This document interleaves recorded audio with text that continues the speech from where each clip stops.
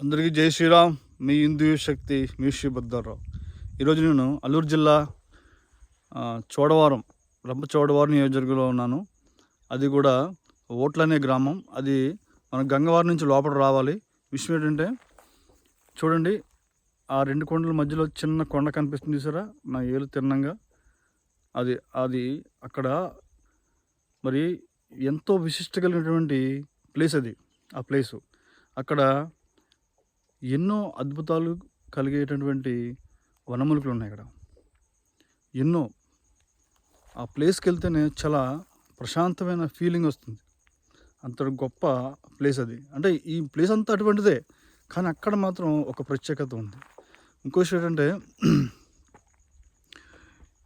ఈ విషయంలో ప్రతి మొక్కలోని, ప్రతి పుష్పంలోని, ప్రతి కాయలోని అద్భుతమైన శక్తి ఉంటుంది.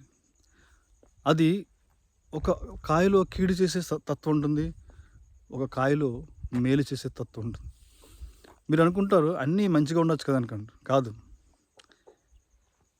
ఒక్కొక్క మొక్క కీడు తత్వాన్ని ఆస్వాదించి తనలో నింపుకుంటుంది, ఒక్కోటి మంచి తత్వాన్ని ఆస్వాదించి తనలో నింపుకుంటుంది.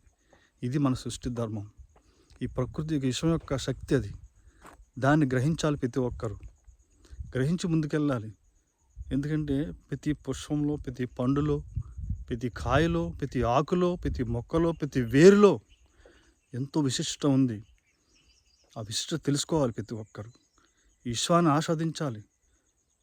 ప్రతి ఒక్కరూ మీ ఖాళీ సమయాన్ని విశ్వాన్ని ఆస్వాదించి ఈశ్వరుడు శక్తిని ఆస్వాదించి మనం ఏంటో తెలుసుకొని ముందుకెళ్ళడమే మానవ ధర్మం.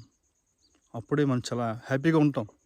ఎన్నో కష్టాలు ఉంటాయి, నాకు కూడా ఎన్నో కష్టాలు ఉంటాయి.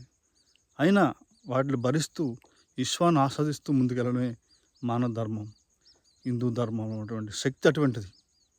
ప్రతి ఒక్కరు కూడా హిందూ ధర్మాన్ని ఆచరించి హిందూ ధర్మంలో ఉన్నటువంటి గొప్పతనాన్ని తెలుసుకొని విశ్వాన్ని ఆస్వాదించి ఈ విశ్వంలో ఉన్నటువంటి గొప్పతనాన్ని తెలుసుకొని అందరూ బాగుండాలని చెప్పేసి కోరుకుంటున్నాను. ఓం నమః శివాయ.